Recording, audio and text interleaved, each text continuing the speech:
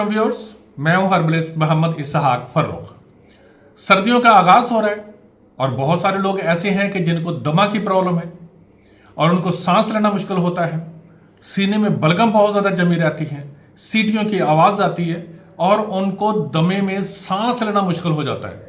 बाज़ वक़्त ऐसा होता है कि खांसी बहुत ज्यादा हो जाती है और खांसी की वजह से ऐसा खांसी होती है कि आदमी निढाल हो जाता है। अगर आपको दमा है, खांसी रहती है, वो बेशक खुश्क है या बलगम वाली है, या आपको सीने में कंजेशन रहती है, सीना जकड़ा रहता है, रात को सोते हैं तो सांस लेने में प्रॉब्लम होती है, बलगम बहुत ज्यादा आती है, हरे रंग की बलगम आती है, पीले रंग की बलगम आती है, तो ये वीडियो आपके लिए है। आपको जो फार्मूलेशन बताने लगा हूं वो बनाइएगा जरूर। इंशाअल्लाह ताला अज़ीज़ आपका दमा नहीं रहेगा। आपको सांस में प्रॉब्लम जो होती है वो इंशाअल्लाह ताला अज़ीज़ ठीक होना शुरू हो जाएगी। और दूसरा ये कि जो सीने की जकड़न है आपकी, वो मेरा रब रहमत फरमाएगा, इंशाअल्लाह ताला अज़ीज़ ठीक हो जाएगी।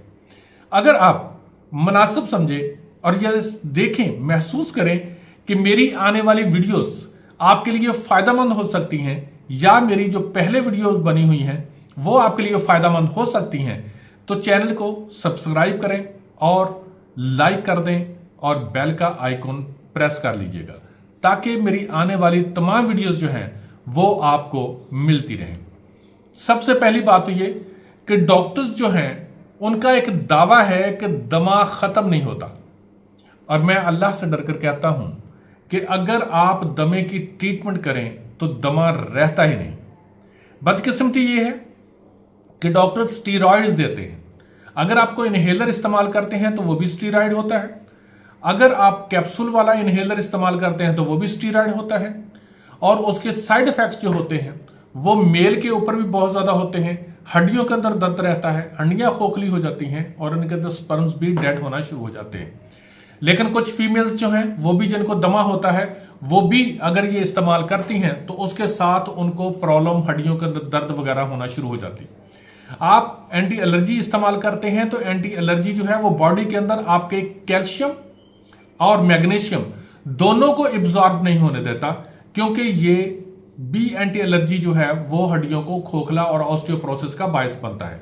इसलिए आपने देखा होगा कि जितनी खवातीन, ज्यादातर असर खवातीन पर ज्यादा करता है, उसकी बहुत सारी रीजन है, वीडियो लंबी हो जाएगी, कि अगर आप एंटी एलर्जी ज्यादा इस्तेमाल करते हो तो खवातीन की हड्डियां बहुत जल्दी खोखली होती हैं, लेकिन मर्द जो है वो भी इससे बच नहीं सकते। मैं जो फार्मूलेशन बताने लगा हूं ये बनाइएगा, इस्तेमाल कीजिएगा, बच्चे भी बड़े भी सभी इस्तेमाल कर सकते हैं। और इसकी दोनों ही सूरतें हैं कि आप इसको चाहें तो सफूफ की सूरत में आधी चम्मच आप इस्तेमाल करें, अगर आप शरबत बनाना चाहें तो वो भी आप इसका बना सकते हैं, अगर आप इसका तरीका जानते हैं तो। नंबर 1, काकड़ा सिंगी 20 ग्राम, सुंड 20 ग्राम, मगा 20 ग्राम, मलठी 20 ग्राम, उनाब 20 ग्राम, अमलतास 20 ग्राम, कुस्त शीरी 20 ग्राम, बर्ग बांसा 20 ग्राम, सुहागा सफेद। सुहागा सफेद को बरियां करने की जरूरत नहीं है, ये बरियां करने के बगैर ही आप इसमें डाल लें, वो है जी 20 ग्राम। अब आप इन तमाम अद्वियात को ले लें, बारीक पीस लें। अगर आप आधी चम्मच खाएं तो इंशाल्लाह इसके साथ आपको बहुत फायदा होगा।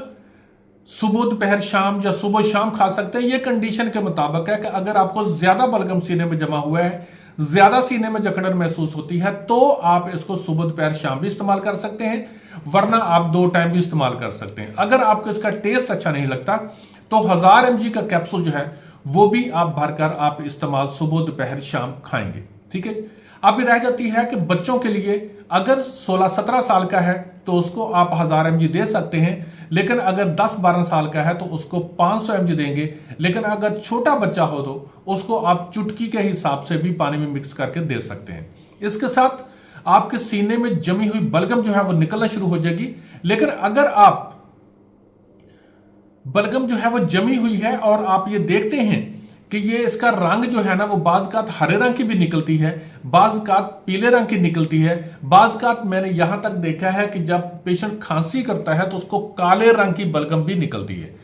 तो जब भी आप इसको इस्तेमाल करें तो ये नहीं घबराना कि मुझे काले रंग की बलगम निकलने लगी, मुझे सब्ज रंग की बलगम निकलने लगी, बल्कि आपके फेफड़ों के अंदर जितनी भी म्यूकस जमा हुआ है, बलगम जमी हुई है, वो जितनी देर की है या ज्यादा जमी हुई है तो उसका रंग सब्ज या काला ही हो जाता है। आप इसको इस्तेमाल करेंगे, इतना इस्तेमाल करना है आपने कि ये आपका सीना बिल्कुल साफ हो जाए और आपको सांस लेने में कोई प्रॉब्लम ना रहे।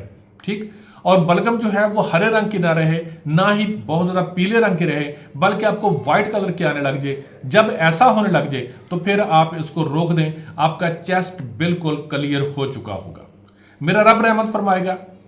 अगर आप मुनासिब समझे तो वीडियो को लाइक करें और सब्सक्राइब करें चैनल को। मेरा अल्लाह करम फरमाएगा, मेरी आने वाली वीडियोस भी इंशाअल्लाह ताला अज़ीज़ आपके लिए बहुत फायदेमंद साबित होगी।